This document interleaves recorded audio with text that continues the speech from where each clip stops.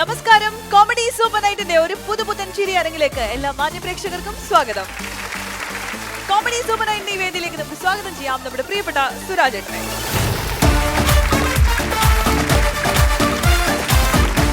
Hi, നമസ്കാരം. സുഖമാണല്ലോ അശ്വതിക്ക്? തീർച്ചയായിട്ടും. അപ്പൊ ഇന്നത്തെ ഗസ്റ്റ് ആരാന്ന് പറയും? ഇന്നത്തെ ഗസ്റ്റ് എന്ന് പറഞ്ഞാല് നമ്മുടെ മലയാളികളുടെ ഖൽബിലേക്ക് വെണ്ണിലാവൊക്കെ പെയ്ത് ഇങ്ങനെ കൊണ്ടുവന്ന ഒരു പാട്ടുകാരനുണ്ട്. യെസ്, ആ പാട്ടുകാരനെ നമുക്ക് ആർക്കും മറക്കാൻ കഴിയില്ല. നമ്മുടെ പ്രിയങ്കരനായ നമ്മുടെ സ്വന്തം നരേൻ.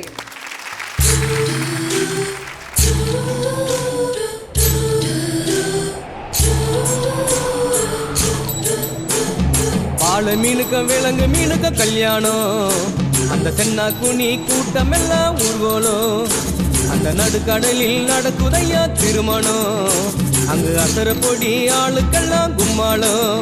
ஓ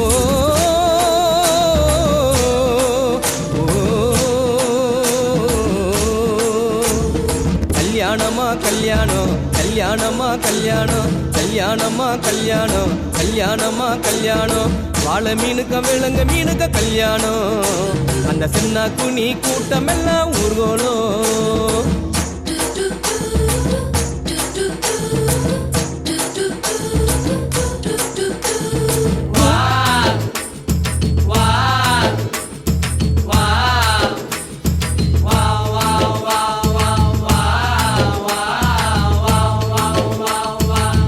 கண்ணதாசங்காரக்கூடி பேர சொல்லி ஊத்தி கூடி உன்னை கொடி மச்சான போல் பாட போறேன்டா.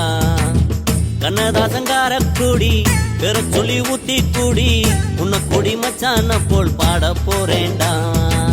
கண்ணாடி கோப்பையில கண்ணமுடி நீச்சலடி, ஊறுகாய தொட்டுக்கிட்டா ஓடி போகும் காய்ச்சலடி. போதை என்பது ஒரு பாம்பு விஷம்தான், சேர்ந்து குடிச்சா அது ஒரு சோஷலிசம் தான். கண்ணதாசங்காரக்கூடி பேர சொல்லி ஊத்தி கூடி உன்னை கொடி மச்சான போல் பாட போறேன்டா.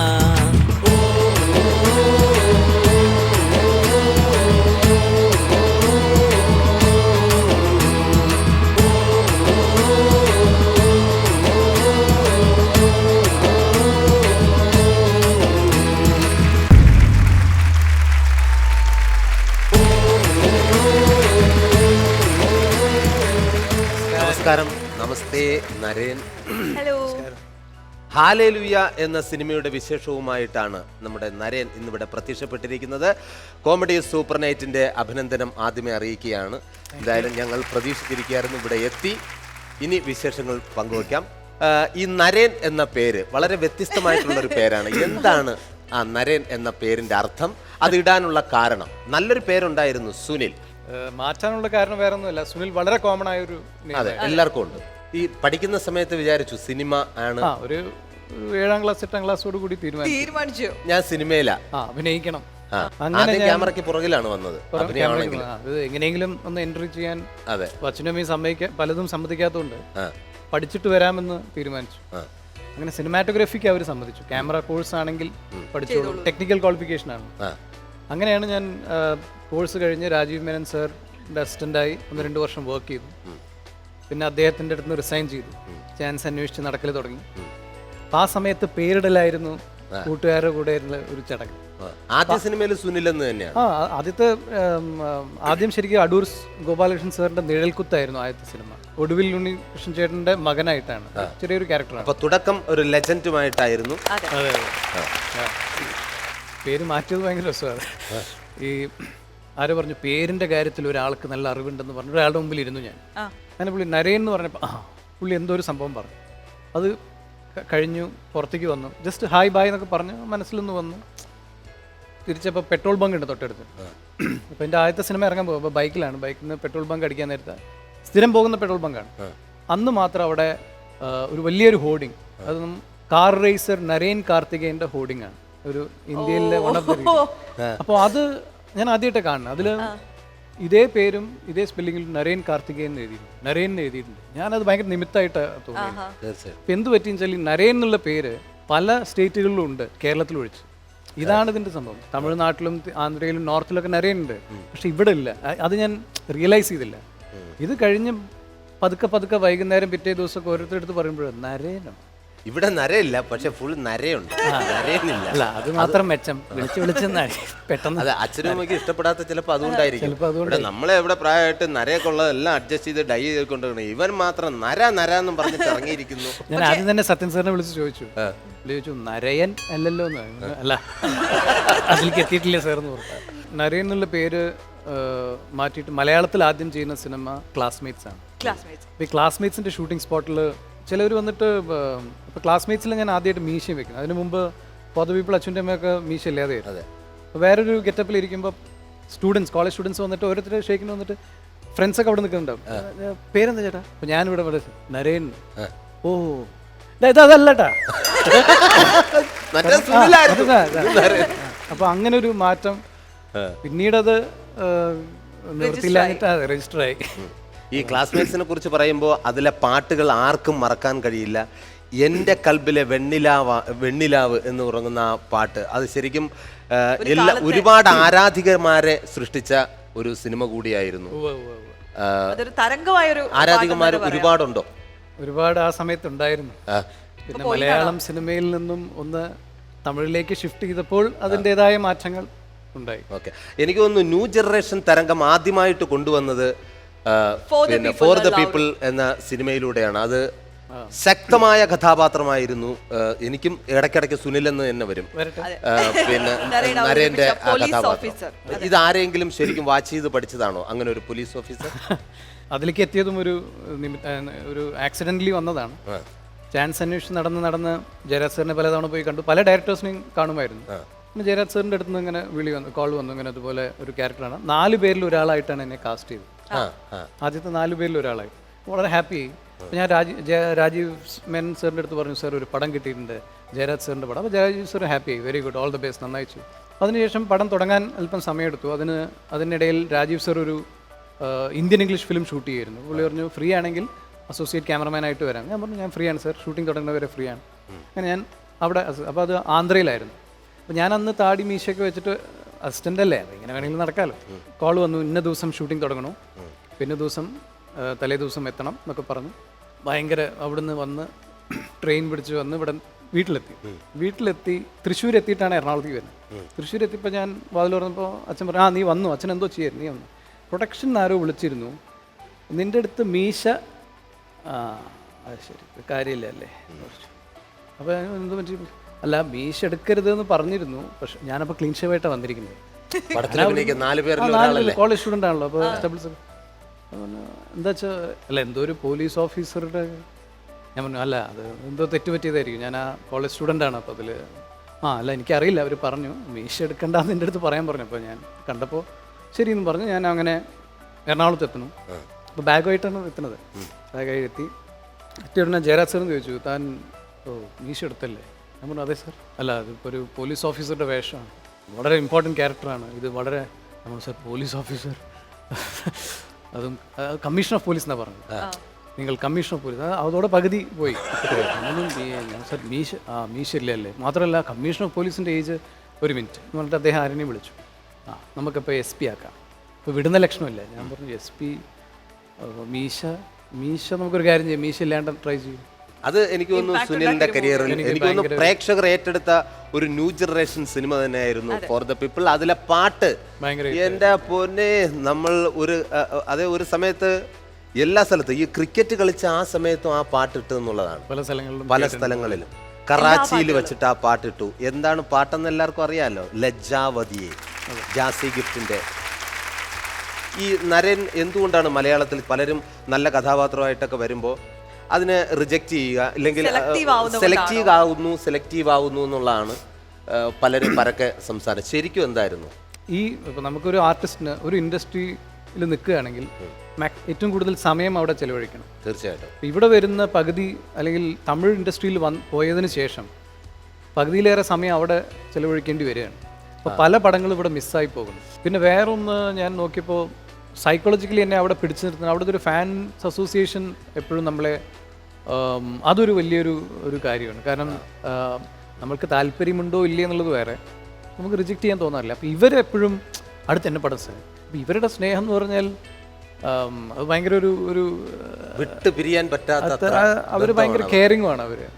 എന്തെങ്കിലും മറക്കാൻ പറ്റാത്ത ഫാൻസ് അസോസിയേഷനിൽ നിന്ന് കിട്ടിയ അനുഭവങ്ങൾ കുറേ സംഭവങ്ങളുണ്ട്. അതിൽ ഭയങ്കര പെട്ടെന്ന് സ്ട്രൈക്കിംഗ് ആയിട്ടുള്ളത് ഡിണ്ടിഗലിൽ നിന്ന് ഒരു ടീം വന്നിട്ടുണ്ടായിരുന്നു. നമുക്ക് പരിചയമുള്ള ടീമാണ്. അപ്പോൾ അവർ വന്ന് അദ്ദേഹത്തിന് കല്യാണത്തിന് വേണ്ടി ക്ഷണിക്കാൻ വന്നു. ഞാനത് കാണുകയാണ്. അപ്പോൾ കല്യാണം കഴിഞ്ഞു. അതെനിക്ക് ആദ്യത്തെ പടം രണ്ടാമത്തെ പടം ഇറങ്ങിയ സമയത്താണ്. 2 സിനിമ ഇറങ്ങിയിട്ടുള്ളൂ. ഇത് ഞാൻ വളരെ ഹാപ്പി. ഏറ്റവും ലാസ്റ്റ് പേജ് നോക്കിയപ്പോൾ ഞെട്ടിപ്പോയി. അത് എൻ്റെ ഫോട്ടോ, അത് നരേൻ അസോസിയേഷൻ. എൻ്റെ ഫോട്ടോ എന്താണെന്ന് വെച്ചാൽ ഞാനൊരു തോക്ക് പിടിച്ച് നിൽക്കുന്ന ഫോട്ടോ ഉണ്ട്. അഞ്ചാതെ എന്ന് പറഞ്ഞ പടത്തിൻ്റെ തോക്ക് പിടിച്ച് വളരെ സീരിയസ് ആയി നിൽക്കുന്ന ഫോട്ടോ. ഞാൻ ചോദിച്ചു ഇത് എന്താണെന്ന് ചോദിച്ചു. സർ എപ്പിടി സർ ഞാൻ പറഞ്ഞു ഇതാരെങ്കിലും കല്യാണ ഫോട്ടോയിൽ വേറെ ഫോട്ടോ ഒന്നും കിട്ടിയില്ല. അപ്പോൾ അവർ പറയാണ് ഇതാ സർ പഞ്ച്. ഞാൻ പറഞ്ഞു സർ എനിക്ക് വിശ്വസിക്കാൻ പറ്റില്ല. ഞാൻ വീണ്ടും പറഞ്ഞു സർ അല്ല ഇത് നിങ്ങൾ കൊടുത്തു തുടങ്ങിയെന്ന് വെച്ചാൽ ആമാ സാർ അല്ല കൊടുത്തു തുടങ്ങി ആമാ സാർ. അതുകൊണ്ട് ഇപ്പം ചെന്നൈ സർക്കിളിൽ വന്നപ്പോൾ എനിക്ക് കൂടി തന്നു പോവാണ്. ഞാൻ ചോദിച്ചു പിന്നെ അതിൽ ഇപ്പോൾ വേറൊരുത്തും പറയാം സത്യമായിട്ടും ഈ തോക്ക് മാറ്റിയിട്ട് ഫോട്ടോഷോപ്പിൽ എങ്ങനെയെങ്കിലും മാറ്റിയിട്ട് ഒരു പൂവാക്കാൻ ശ്രമിച്ചു അവിടെ. പക്ഷെ ഇതും എക്സ്പ്രഷനും തമ്മിൽ മാച്ച് ആവണില്ല. അപ്പം തോക്ക് തന്നെ ആയിക്കോട്ടെ എന്ന് വിചാരിച്ചു. നിങ്ങളുടെ ഫാമിലി ഒന്നും പറഞ്ഞില്ലേ?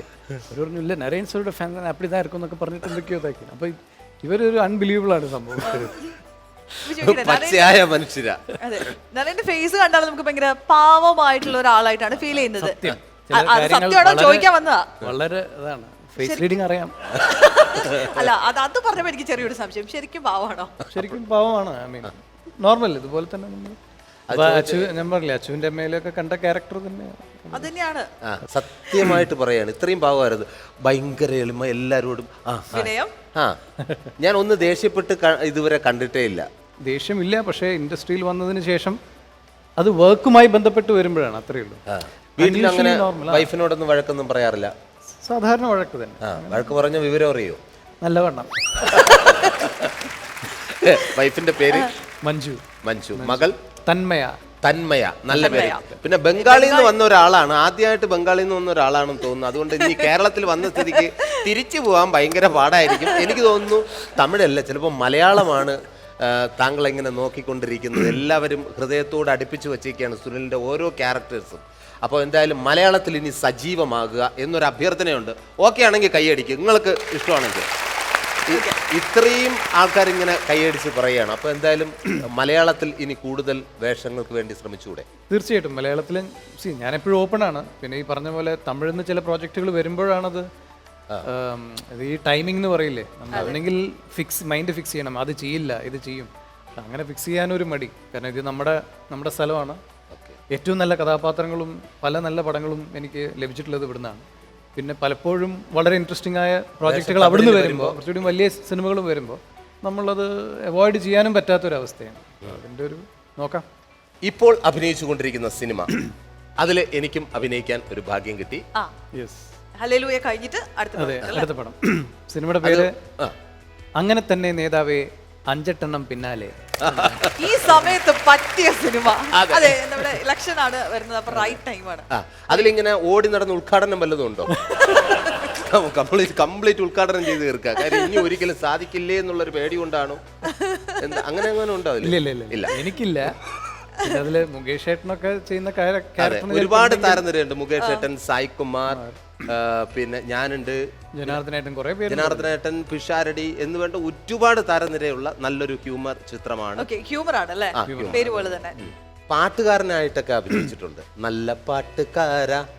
പാട്ട് പാടാറുണ്ടോ? പണ്ട് കോളേജിൽ പഠിക്കുമ്പോൾ നമ്മൾ പ്രണയിച്ച പെൺകുട്ടിയെ ഇംപ്രസ് ചെയ്യാൻ വേണ്ടിയിട്ടൊക്കെ പാട്ട് പാടി. ഇപ്പൊ ആ പെൺകുട്ടിയെ കാണാറുണ്ടോ? ആ കുട്ടി രക്ഷപ്പെട്ടു. പാട്ട് കേട്ടതുകൊണ്ട് അവൾ രക്ഷപ്പെട്ടു.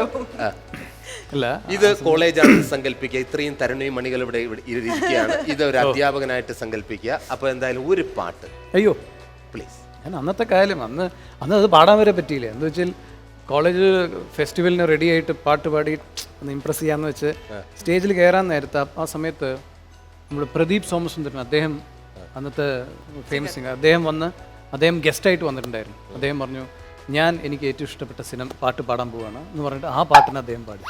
അത് ഭയങ്കര ഒരു കഷ്ടമായി പോയി. അതിന് അപ്പൊ തന്നെ എനിക്ക് മനസ്സിലായി ഇത് നടക്കും തോന്നുന്നു.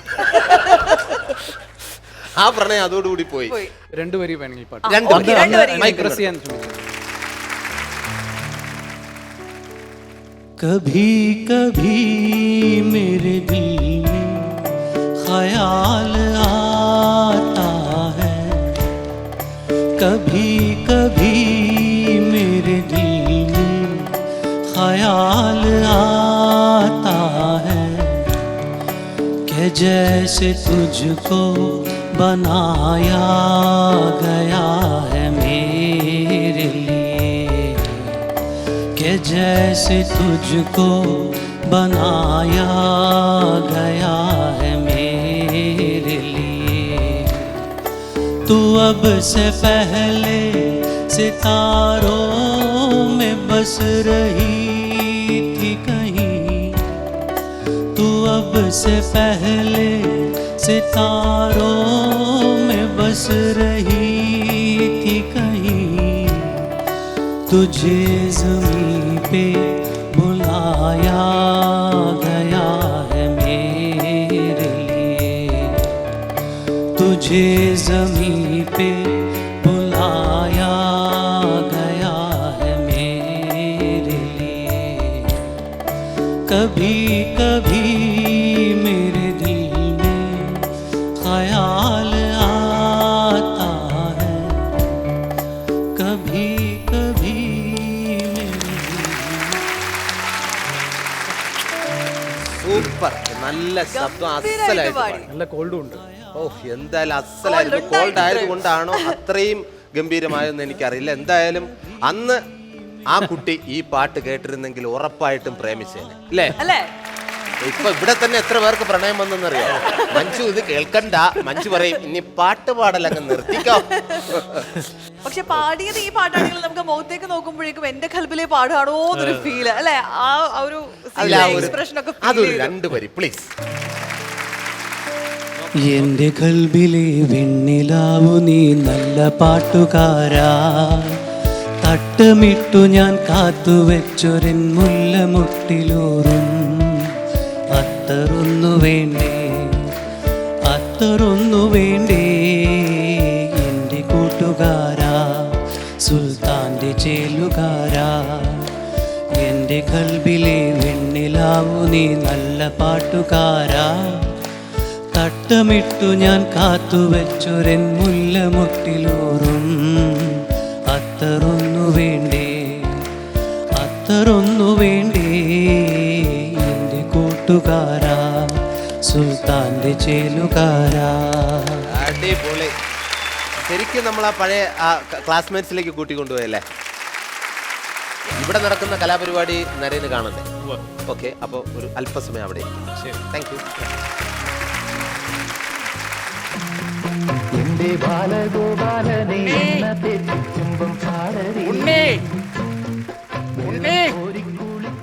ചെറുക്കൻ എവിടെ പോയി കിടക്കുക? ചോറ് ഉരുട്ടി കൊടുക്ക. മോനെ ഉണ്ണി, പാത്തിരിക്കരുതെങ്കിൽ വന്നേ.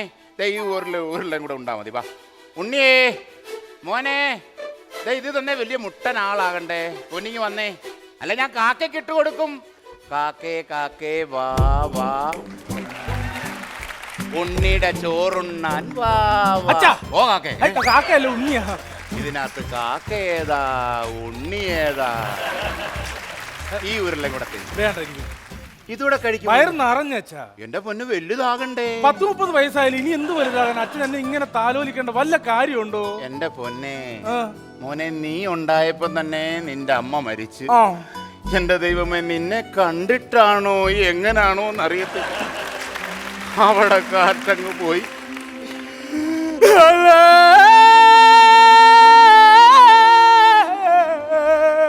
അകലെ അകലെ എവിടെയോ നോവിൻ അലഞ്ഞു.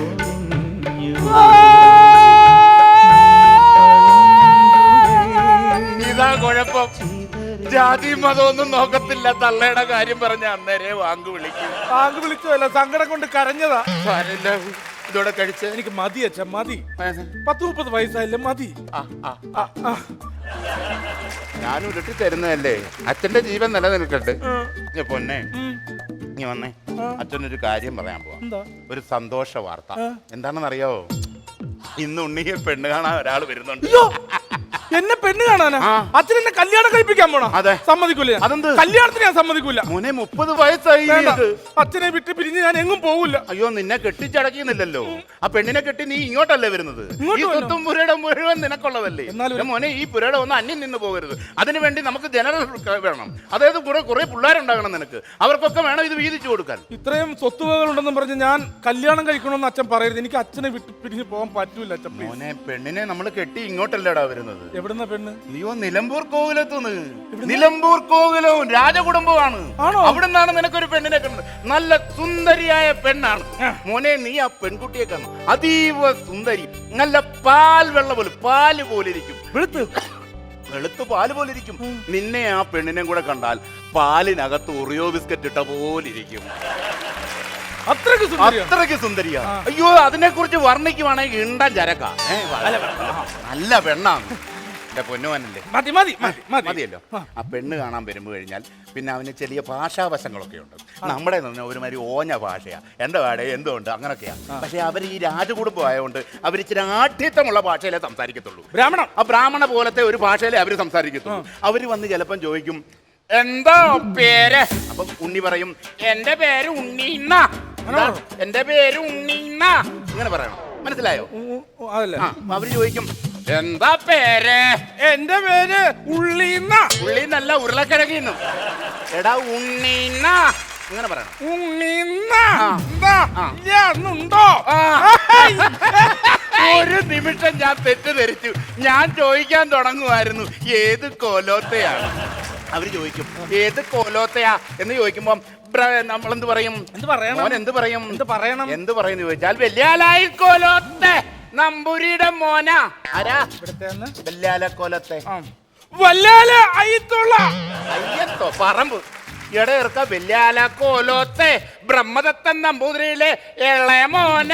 അതെങ്ങനെ ശരിയാവും? എന്താ? അച്ഛന്റെ പേര് ബ്രഹ്മദത്തൻ എന്നല്ലല്ലോ. പിന്നെ ഒരു സുരേന്ദ്രൻ എന്നല്ലേ? എടാ, അതങ്ങനെ പറയരുത്. നമ്മളൊരു ആട്ടിത്തം കാണിക്കണം. വരുന്നത് നിലമ്പൂർ കോവിലത്തുനിന്നാണ്, രാജകുടുംബമാണ്. അതിന് നമ്മൾ ഒരു സെറ്റപ്പ് ആയിട്ട് ആ ഭാഷയെ സംസാരിക്കണം.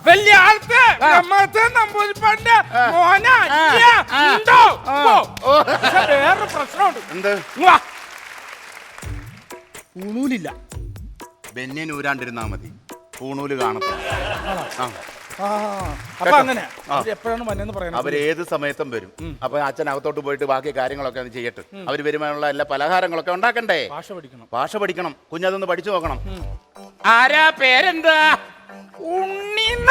അങ്ങനെ ഏതു കോലോത്തയാ? അങ്ങനെ പഠിച്ചേ.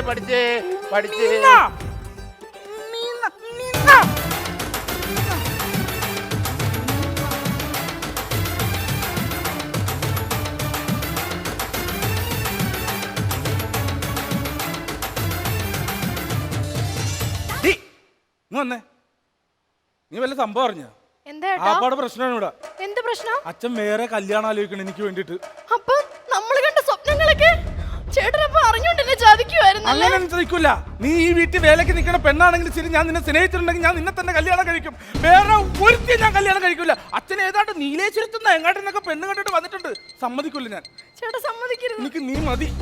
പിന്നെ നമ്മൾ ഇതൊക്കെ ഒന്ന് തരണം ചെയ്യാൻ വേണ്ടിട്ട് നമ്മൾ പരസ്പരം ബഹുമാനിക്കണം. അത്രേ ഉള്ളൂ. ബഹുമാനിക്കണം. എന്റെ അച്ഛനെ കണ്ടാ ബഹുമാനിക്കണം, എന്നെ ബഹുമാനിക്കണം.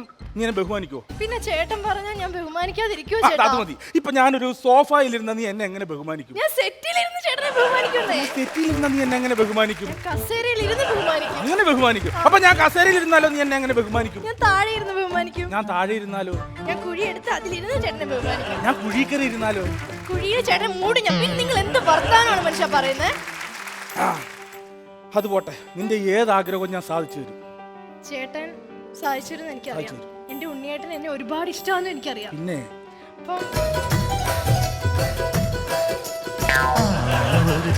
അവളൊരുത്തി പാൽമണക്കും കതിരൊരുത്തി. അവളൊരുത്തി പാൽമണക്കും കതിരൊരുത്തി. ഒരുത്തിയം നിന്നെ പിരിഞ്ഞ നേരത്ത് പൊഴിഞ്ഞതൊക്കെയും പാടില്ല. കരഞ്ഞു നീലിച്ച കനവിലൊക്കെയും. അതെ, നിനക്ക് ഞാൻ ഒരു 3 പവന്റെ മാല മേടിച്ചു തരും. ചുമ്മാതാ ചുമ്മാ എന്നെ വെറുതെ പറ്റിക്കല്ലേ. സത്യമായിട്ട് തരും 3 പവന്റെ മാല മേടിച്ചു തരും. ആരും അറിയരുത്. നിങ്ങൾ വന്നേ. സത്യം? നീ ഇന്ന് രാത്രി ഒരു 12 മണിയാകുമ്പോ ആ വീടിന്റെ പുറകുവശത്തുള്ള കിണറില്ലേ, നമ്മുടെ വീടിന്റെ പുറവശത്ത്. ആ നീ അവിടെ എത്തണം. ഒരുപാട് കാര്യങ്ങൾ പറയാനുണ്ട്. അതാ ഈ പാതിരാത്രിക്ക് വന്ന് ഈ കറുത്തിരിക്കുന്ന മനുഷ്യനെ ഞാൻ എങ്ങനെ കണ്ടുപിടിക്കാനാ? നീ ഒരു കാര്യം ചെയ്യും, ഞാൻ ആ കിണറിന്റെ ചോട്ടി വന്നിട്ട് എന്നൊരു സൗണ്ട് ഉണ്ടാക്കും. എങ്ങനെ? എന്നൊരു സൗണ്ട് ഉണ്ടാക്കും. നീ അവിടെ വന്നിട്ട് നീ വന്നെന്നറിയാൻ വേണ്ടിട്ട് എന്നൊരു സൗണ്ട് ഉണ്ടാക്കും. അപ്പൊ ഞാൻ അവിടെ വന്നിട്ട് അപ്പൊ ഞാൻ വന്നിട്ട് പോ. ഞാൻ കിണറിന്റെ ചോട്ടി 12 മണിക്ക് വരും. നമുക്ക് അവിടെ വെച്ച് കാണാം. അച്ഛനറിയരുത് കേട്ടാ.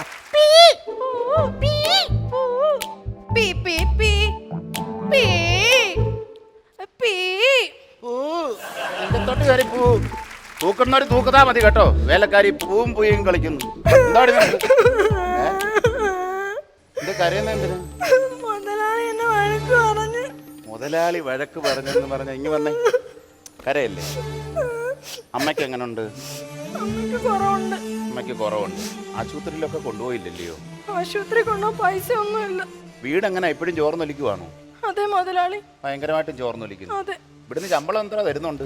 1500 രൂപയാ തരുന്നത്. 1500 രൂപ കണ്ണിച്ചോരയില്ല. ഞാനാണല്ലോ. നമുക്കേ ഒരു 8000 രൂപ വെച്ച് മാസം അങ്ങോട്ട് തരട്ടെ. 8000 രൂപയോ? ആ 8000 രൂപ. സന്തോഷമായോ? സന്തോഷമായോ? ഒരുപാട് സന്തോഷമായി. ഇനി ഒന്ന് ഒരു കാര്യം, പിന്നെ മുതലാളിയെ തെറ്റിദ്ധരിക്കരുത്. ഇല്ല, തെറ്റിദ്ധരിക്കില്ല. മുതലാളിയോട് ക്ഷമിക്കണം. പറഞ്ഞോളൂ. രാത്രി 12 മണിയാകുമ്പോ കെണ്ടുകാരെ വരാവോ? എന്താണ് മുതലാളി പറയുന്നത്? നമുക്ക് ഈ വീടിന്റെ ചോർച്ച മാറ്റിയിട്ട് അമ്മയെ ആശുപത്രിയിലൊക്കെ കൊണ്ട് 8000 രൂപ മാസം മേടിക്കണ്ടേ? അത് വാങ്ങിക്കണം. അപ്പം 12 മണിയാകുമ്പോ കെണ്ടുകാരെ വരാവോ? അയ്യോ 12 മണിക്ക് പറ്റത്തില്ല. എന്താ? ഒട്ടും പറ്റത്തില്ല. സമയം മാറ്റാൻ പറ്റത്തില്ല. ചെറുക്കനിടയ്ക്ക് ഞെട്ടിക്കൊണ്ടിരുന്ന മൂത്രം ഒഴിക്കുന്ന സ്വഭാവമുണ്ട്. അതുകൊണ്ട് നമുക്കൊരു 12 മണിയാകുമ്പോ നമുക്ക് കാണാം. 12 മണിയാകുമ്പോ വരാവല്ലോ. അപ്പൊ ഞാനേ വരുന്ന സമയത്ത് ഞാൻ എന്നൊരു ശബ്ദം ഉണ്ടാക്കും. ഈ സൗണ്ട് ഒന്ന് മാറ്റി പിടിക്കാമോ? വേറെ ശബ്ദം എനിക്കറിയത്തില്ല, മിമിക്രി ആർട്ടിസ്റ്റ് അല്ലല്ലോ. എന്നൊരു ശബ്ദം ഉണ്ടാക്കുമ്പോ നീ പീ എന്നൊരു ശബ്ദം ഉണ്ടാക്കണം.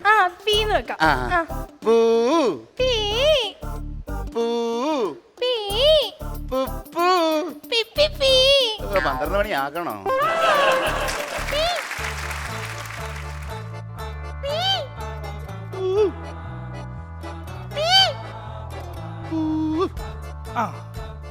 ആളുണ്ട് ഇവിടെ. ഇതാണ് വാക്ക് പറഞ്ഞ വാക്കായിരിക്കും.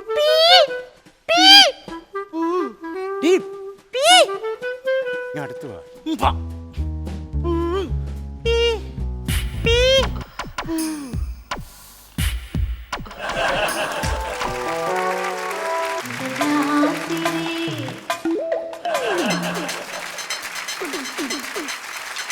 ഉണ്ണി എന്താ ഞാനിവിടെ വല്യുണ്ടോ?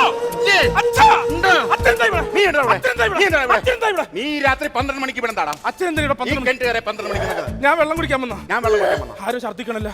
അവിടെ ഛർദിക്കണ്. അവള് ഛർദിക്കണ്. ആ ഛർദിക്കട്ടെല്ലാരും. ശ്രദ്ധിക്കട്ടല്ല, അവള് ഛർദിക്കണ്. അവള് ഛർദിക്കുന്നു. ഇവിടെ വാടി. അവളാണ് ഛർദിക്കുന്നത്. അവളാണ് ഛർദിക്കുന്നത്. വയറ്റി പിടിക്കാത്ത വല്ലതും കഴിച്ചു കാണും. വയറ്റി പിടിക്കാനിട്ടല്ല, വയറ്റി പിടിച്ച ഛർദിക്കുന്നു. പറയടി. ഇവിടെ വാടി. എന്താടി ഛർദിക്കുന്നത്? ഞാൻ ഗർഭിണിയാണ്. എന്റെ ദൈവമേ, എന്റെ ദൈവമേ, പറയടാ. ആരാടാ? പറയടി. ഇതിന് ഉത്തരവാദി എന്റെ ദൈവമേ, ഈ നിൽക്കുന്ന കൊച്ചു മുതലാളി. എന്റെ ദൈവമേ, എന്റെ കുടുംബം കുട്ടിച്ചോറാക്കി എന്റെ സ്വത്തും പണവും എല്ലാം കണ്ടോ കൊണ്ടുപോയി. അച്ഛാ ഇത് നടക്കത്തില്ല. അവളെ പറഞ്ഞു വിട്. അല്ലല്ല, അവളെ പറഞ്ഞു ഇറങ്ങടി. ഞാൻ ഏതായാലും പറയാനുള്ളത് പറയും. ഞാനുള്ള വർഷങ്ങളായിട്ട് സ്നേഹിക്കുന്ന എനിക്ക് ഇവളെ കല്യാണം കഴിക്കണം. ഞാൻ ഇവളെ കല്യാണം കഴിക്കൂ. സമ്മതിക്കത്തില്ല. സമ്മതിക്കണം. ഞാൻ ഉണ്ടാക്കിയ ഈ കുടുംബ സ്വത്തും കുടുംബം ഒന്നും ആർക്കും കൊടുക്കാൻ ചതവ്. അതും ഈ അഴുക്ക് പിടിച്ച ഇതിന് എന്നെ പറഞ്ഞു വിടുക. ഇറങ്ങടി എന്റെ കുടുംബത്തിൽ നിന്ന്. ഇറങ്ങാൻ പറ. അച്ഛൻ എന്ത് ചെയ്യൂന്ന് പറ. എന്ത് ഞാൻ പറ. നീ എന്തെങ്കിലും കൊടുത്ത് അഡ്ജസ്റ്റ് ചെയ്യ്. എന്തെങ്കിലും ചില്ലറ കൊടുത്ത് വിടാ. അച്ഛൻ പറ, ഞാൻ പറയൂല. എന്ത് കൊടുത്തു വിടാന്? അങ്ങനൊന്നും ഞാൻ പോകത്തില്ല. ഞാൻ പറഞ്ഞിട്ടുണ്ട് എന്റെ ഏട്ടന്മാരോട്. എനിക്ക് പകൽ 2 ആങ്ങളമാരുണ്ട്. ഒരു പേര് കേട്ട ഗുണ്ടകളാ. ചോദിക്കാൻ വരും. ഏത് നിമിഷവും ഇവിടെ വരും. നിങ്ങളെ രണ്ടുപേരെ ശരിയാക്കും. കണ്ടോ? ഗുണ്ടകൾ വെട്ടിക്കൊല്ലാനാണല്ലോ എന്റെ ദൈവം.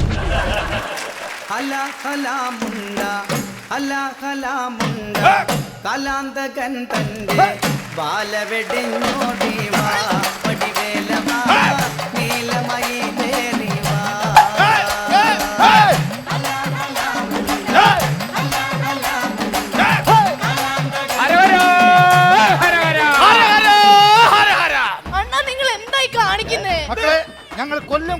എല്ലാം മതിയാക്കി പളനിമലയിൽ തപസ്സിന് പോകുന്നു. ഹര ഹര. ഞാൻ വിളിച്ച എന്തിനാ നിങ്ങൾക്ക് അറിയാമല്ലോ. പിന്നെ നിങ്ങൾ എന്താ ഇങ്ങനെയൊക്കെ വന്നേക്കുന്നത്? ഞാൻ ഗർഭിണിയാണ്. ഇത് മാറ്റാ കുട്ടിക്ക് വിടും. നമ്മൾ 10 മാസം കഴിഞ്ഞ ഒരു കൊച്ചിന് കൊടുക്കാൻ കളിക്കാം. ഒന്ന് പോയേട്ടാ. ഇവര് അച്ഛനും മോനും കൂടെ എന്നെ ഇവിടുന്ന് ഇറക്കി വിടാൻ പോവാ. ഈ നിൽക്കുന്ന മനുഷ്യനാ ഇതിന്റെ ഉത്തരവാദി. കുട്ടി ജനിച്ച് ഏത് പേരിടും? നല്ല ഞെട്ടുന്നൊരു പേരിടണം. ഞെട്ടുന്ന പേര് ബോംബ്.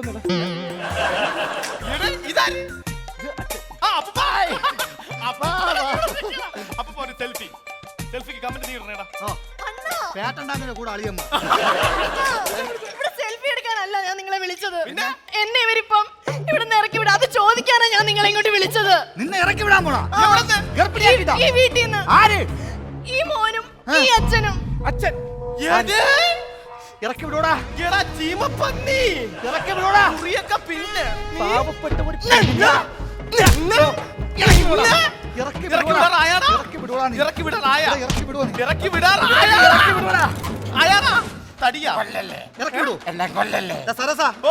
നമുക്ക് എന്റെ ചെവിക്കകത്തോട് അട്ട കയറ്റി വിടാം.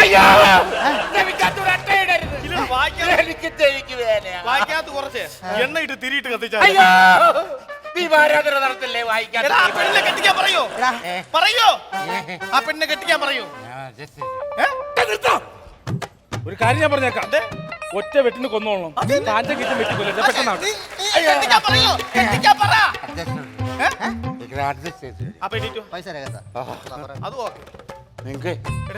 അഡ്ജസ്റ്റ്മെന്റ് ചെയ്താലോ? പൈസയുടെ കേസ് എന്ന് പറയുമ്പോ എങ്ങനെ ഡീൽ ചെയ്യാം മാമ പറ. നിങ്ങൾക്ക് രണ്ടുപേർക്കും കൂടെ 1,000 രൂപയാണ്.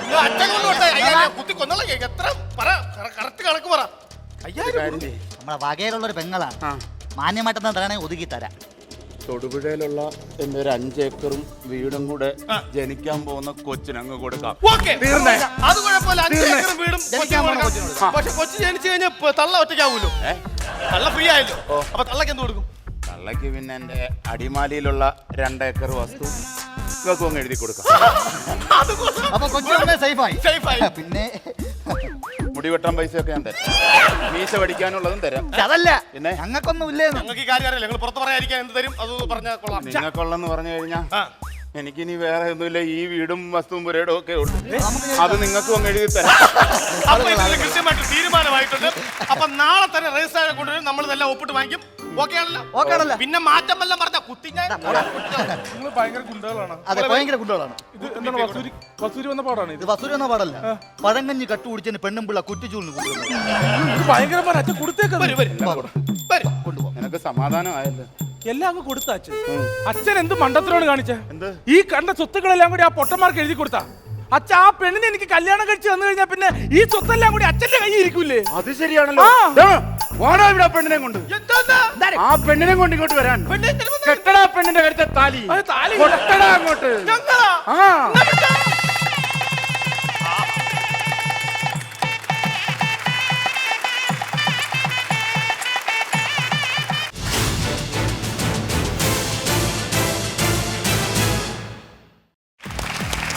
അങ്ങനെ വീണ്ടും തിരിച്ചെത്തുകയാണ് മലയാളികളുടെ സ്വന്തം നരേൻ. ഇതെന്താ ആഫ്രിക്കൻ തത്തേ?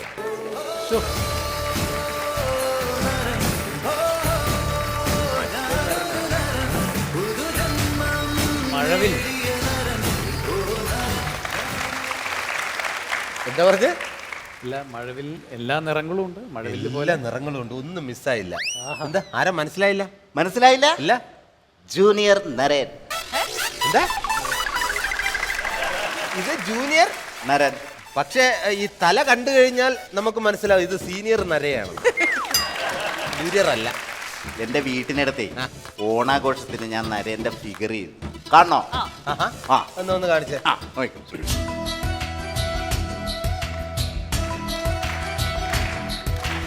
എന്റെ കൽവിലെ വെണ്ണിലാവു നീ നല്ല പാട്ടുകാരാ. ഒട്ടമിട്ടു ഞാൻ കാട്ടുവെച്ചൊരൻ നല്ല മുട്ടിലൂരും അത്തറൊന്നു വേണ്ടേ. വേണ്ടേ. ഇതായിരുന്നോ ഒറിജിനൽ സൗണ്ട്? ഇങ്ങനെ ഞാൻ തിരിഞ്ഞങ്ങോട്ട് വന്നപ്പോ ഉണ്ടല്ലോ, എന്റെ ദൈവമേ, ഓഡിയൻസ് എന്തൊരു കയ്യടിയായിരുന്നു. ആണോ? തീർന്നപ്പോ അതിനെക്കാട്ടിയും ഭയങ്കര കയ്യടി. അത് തീർന്നല്ലോ എന്നുള്ള ആശ്വാസം കൊണ്ട് കൈയടിച്ചതായിരിക്കും. നീയല്ലേ നരന്റെ ഫിഗർ ചെയ്യാൻ പോകും. അതുപോലെ ഞാൻ വഴി കൂടെ നടന്നു പോയി, ഏട്ട് പയ്യന്മാരൊക്കെ ഓടി വന്നിട്ട് സെൽഫി എടുക്കും. ആണോ? ഒറിജിനൽ നരനെക്കാട്ടി ഫിഗർ പക്കയാണെന്ന്. എന്റെ ഫിഗറാണ് പുള്ളി കിട്ടിയിരിക്കണെന്ന് പറയാം. ആണോ? അതല്ല അവരൊക്കെ ഉദ്ദേശിച്ചത്. ഇത് ശരിക്കും ജന്മന ഒറിജിനൽ നരയാണോ എന്നാണ് ഉദ്ദേശിച്ചത്. താൻ ഈ കണ്ണാടിയിൽ നോക്കാറില്ലേ? എന്റെ ജീവിതത്തിൽ ഒറ്റ പ്രാവശ്യം നോക്കി. അപ്പോഴാ കണ്ണാടിയിലോട്ട് ഞാൻ ഇങ്ങനെ നോക്കിയാ മാറി. അതെന്തിനാ? ഏതോ ഒരു വൃത്തികെട്ട രൂപ കണ്ണാടി. എടോ, അത് വൃത്തികെട്ട രൂപമല്ല. കണ്ണാടിയിൽ നോക്കുമ്പോ തന്റെ പ്രതിരൂപമാണ് അതിനകത്ത് കണ്ടത്. പ്രതിരൂപമാണെങ്കിലും ഒന്ന് വൃത്തിയായിട്ട് എന്തോടെ കുടിച്ച് മെനകെട്ട നാണമില്ലാതെ. എടോ, താൻ കല്യാണം കഴിച്ചതാണോ? അങ്ങനെ അത്രയും ധൈര്യം ഏതെങ്കിലും പെണ്ണിന് വേണ്ടേ കെട്ടാൻ? അതെ, കുറച്ചും കൂടിയൊക്കെ ഒന്ന് വൃത്തിയായിട്ട് നടക്കൂ. വൃത്തിയായിട്ട് നടന്നാലേ ആ മുടിയൊക്കെ ഒന്ന് കട്ട് ചെയ്ത് ഒന്ന് കറുപ്പിച്ച് നല്ല വൃത്തിയായിട്ട് നടന്നാൽ ആരെങ്കിലും പ്രേമിക്കൂ. പ്രേമിക്കുന്നതൊക്കെ റിസ്ക് ആണ്. എന്ത് റിസ്ക്? പ്രേമം പൊളിഞ്ഞു കഴിഞ്ഞാൽ വലിയ റിസ്ക് ഒന്നുമില്ല, താടി വളർത്തി നടന്നാൽ മതി. അതല്ലാതെ ഈ പ്രേമം വിജയിച്ചു കഴിഞ്ഞാൽ പിന്നെ ആ പെണ്ണിനെ വിവാഹം കഴിക്കണം, 2 കുട്ടികളെ വളർത്തണം. താടി വളർത്തുന്നതാണ് കുട്ടികളെ വളർത്തുന്നതാണ് നല്ലത്. അതുകൊണ്ട് ഞാൻ കല്യാണം വേണ്ടാന്ന് തീരുമാനിച്ചു. ഓ, അത് ശരി. താടി വളർത്തുമ്പോൾ പ്രത്യേകിച്ച് ആർക്കും കാശൊന്നും കൊടുക്കണ്ട. അതെ അതെ അതെ. ഈ ഒറ്റ അടിക്ക് കല്യാണം വേണ്ടെന്ന് തീരുമാനിക്കുന്നത്. നമ്മൾ തീരുമാനങ്ങൾ എടുക്കുമ്പോൾ 2-3 വട്ടമൊക്കെ ആലോചിച്ചിട്ട് വേണം എടുക്കാൻ. ചില ആൾക്കാരൊക്കെ പെട്ടെന്നൊരു തീരുമാനം എടുക്കും. അത് നല്ലതാണ്, ചില സമയത്ത് അത് ഗംഭീരമാകാറുണ്ട്. അങ്ങനെ ജീവിതത്തിൽ പെട്ടെന്നെടുത്ത തീരുമാനത്തിൽ നന്നായി എന്ന് തോന്നിയിട്ടുള്ള ഏതെങ്കിലും മുഹൂർത്തം ഉണ്ടോ? നന്നായി. ഇന്നലെ തന്നെ ബിവറേജിന്റെ ക്യൂവിൽ നിന്നപ്പം OPR മേടിക്കണമെന്ന് ഒറ്റ തീരുമാനത്തിലാണ് ഞാൻ ബിവറേജിന്റെ ക്യൂവിൽ കയറി നിന്നത്. എന്നിട്ടാ ക്യൂ കയറി അവിടെ നിന്ന് കഴിഞ്ഞോണ്ട് OPR ഇല്ല, ഏറ്റവും കുറഞ്ഞ ഏതെടുത്ത 10-200 രൂപയുണ്ട് കയ്യിൽ, അതെന്നെ മേടിച്ചോണ്ട് പോകുന്നു. അങ്ങനെ സഡനായിട്ട് ഞാൻ തീരുമാനം മാറ്റിയിട്ടുണ്ട്. അത് ശരി. അല്ലാതെ തീരുമാനമൊന്നും മാറ്റിയിട്ടില്ല. ഇയാളുടെ പ്രശ്നം എന്നറിയോ? ഇയാൾക്ക് പണിക്കൊന്നും പോകാൻ കഴിയില്ല. ഇതാവുമ്പോ ഇങ്ങനെ ചുമ്മാ നടന്നാൽ മതിയല്ലോ. ഇവിടെ കുറെ പെമ്പിളാരൊക്കെ ഇരിപ്പുണ്ട്, എന്റെ ഹെൽപ്പിലെ ഒന്ന് കീച്ചിയാലോ? ഇല്ല, കീച്ചണ്ട. അവരെ കയ്യിൽ കല്ലുണ്ട്, അത് വാരി ഇങ്ങോട്ട് കീച്ചു അയ്യോ കേട്ടോ. ഈ കല്ലും സംഗീതമായിട്ട് വളരെയധികം ബന്ധമുണ്ട്. സംശയം ഉണ്ടെങ്കിൽ ഒന്ന് പാടി നോക്ക്. ഇപ്പൊ അറിയാം കല്ലും നീ ആയിട്ടുള്ള ബന്ധം. വേണ്ട വേണ്ട, അറിയണ്ട. അറിയിപ്പോ ആയിക്കോട്ടെ. ഓരോന്ന് വന്ന് കയറിക്കോളും. നരന്റെ ഫിഗറാന്ന് കഴുത്ത് വെട്ടി മാറ്റടാ, അപ്പൊ അതിനേക്കാളും ഫിഗർ കിട്ടും. നരൻ, ഒരു റിക്വസ്റ്റ് കൂടിയുണ്ട്. ഇവിടെ വന്നിരിക്കുന്ന ഓഡിയൻസിലുള്ള വിദ്യാർത്ഥികളാണ്. അപ്പൊ അവരിൽ ഒരു കുട്ടിക്ക് ഒരു ആഗ്രഹം, ഇവിടെ നരേന്റെ അടുത്ത് വന്ന് ഒരു പാട്ട് പാടുന്നു. പിന്നെന്താ? Okay, ready? സന്തോഷകരമായിട്ട് വരും. നമസ്തേ. എന്താ പേര്? ഐശ്വര്യ. എന്താണ് നരനോട് ചോദിക്കാനുണ്ടെന്ന് പറഞ്ഞ? ഈ സൗന്ദര്യം നിലനിർത്തേണ്ട ടിപ്സ് എന്താണ്? നേരത്തെ പറഞ്ഞില്ലേ, നല്ല മനസ്സ് ഉണ്ടായാൽ അത് വിശ്വസിക്കാൻ ബുദ്ധിമുട്ടായിരുന്നു. ഏത് പാട്ടാണ് പാടാൻ പോകുന്നത്? അയല പൊരിച്ചതല്ല. അയല പൊരിച്ചതാണോ മത്തി വറുത്തതാണോ? ഏതാ ഇഷ്ടം? അയല പൊരിച്ചത്. അയല പൊരിച്ചത്. റെഡി? അയല പൊരിച്ചതുണ്ട്, കരിമീൻ വറുത്തതുണ്ട്, കൊടമ്പുളിയിട്ട് വെച്ച നല്ല ചെമ്മീൻ കറിയുണ്ട്. അയല പൊരിച്ചതുണ്ട്, കരിമീൻ വറുത്തതുണ്ട്, കൊടമ്പുളിയിട്ട് വെച്ച നല്ല ചെമ്മീൻ കറിയുണ്ട്. തുമ്പപ്പൂ നിറമുള്ള ചെറുമണി ചോറുണ്ട്, തുമ്പപ്പൂ നിറമുള്ള ചെറുമണി ചോറുണ്ട്. ഉപ്പിലിട്ട മാങ്ങയുണ്ട്, ഉണ്ണാൻ വാ മച്ചുനനെ. ഉപ്പിലിട്ട മാങ്ങയുണ്ട്, ഉണ്ണാൻ വാ മച്ചുനനെ. മത്തങ്ങ പിച്ചടിയും കുമ്പളങ്ങ പച്ചടിയും, മത്തങ്ങ പിച്ചടിയും കുമ്പളങ്ങ പച്ചടിയും, മാമ്പഴപ്പുളിശ്ശേരി, മാമ്പഴപ്പുളിശ്ശേരി. അല്ല, ഈ ഏതാ ഈ മച്ചനൻ?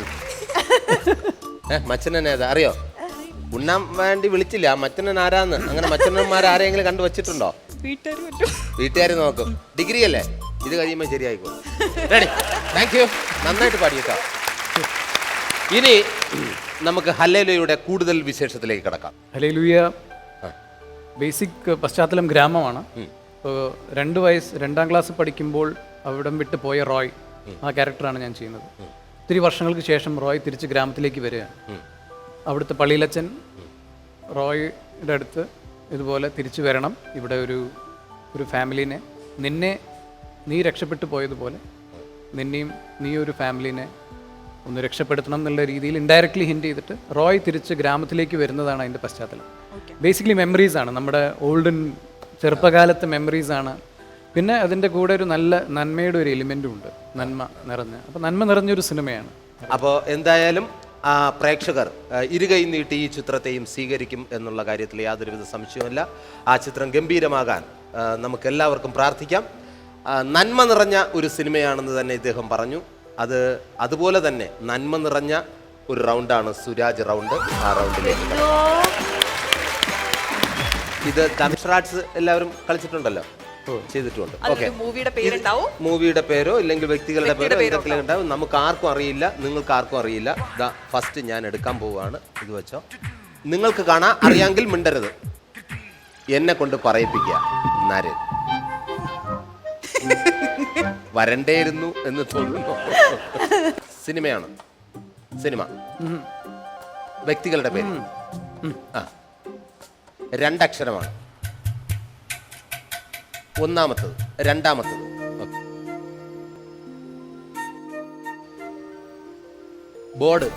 ബോർഡിൽ എഴുതുന്നു.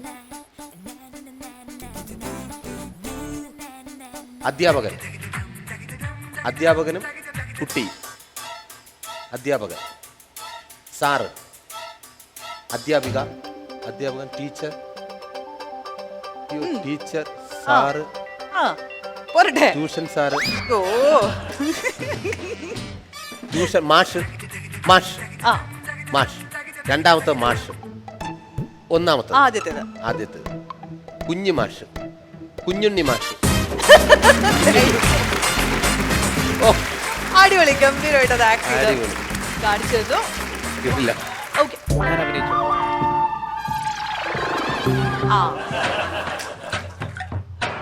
ഒന്നുമില്ല. നരൻ അഭിനയിച്ച പടം ഒറ്റ വാക്കാണ്, പകുതി. രണ്ടാമത്തെ വാക്ക് കോഴി. ചിക്കൻ ഫ്രൈ, ചിക്കൻ, കോഴി. രണ്ടാമത്തെ വാക്ക് കോഴി.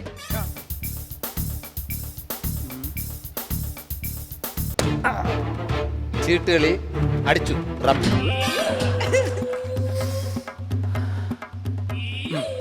കോഴി. ഓക്കെ, തൊഴി.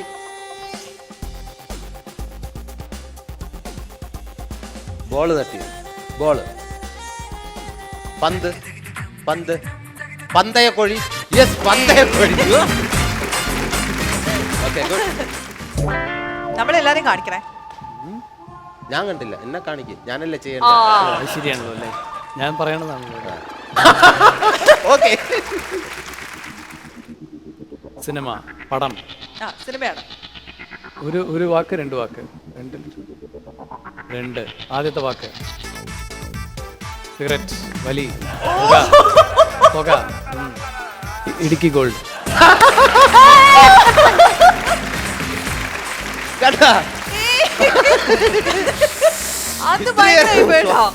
അത് ഭയങ്കര സംഭവം പോയി. എന്റെ ലൈഫിൽ ആദ്യമായിട്ടാണ് ഇത് ഒറ്റയടിക്ക് പറയുന്നത്. ഇടുക്കി ഗോൾഡ് വലിച്ചു തീർന്നില്ല. അങ്ങനെ നമ്മുടെ ഈ റൗണ്ടും വളരെ വിജയകരമായി കഴിഞ്ഞിരിക്കുകയാണ്. Thank you.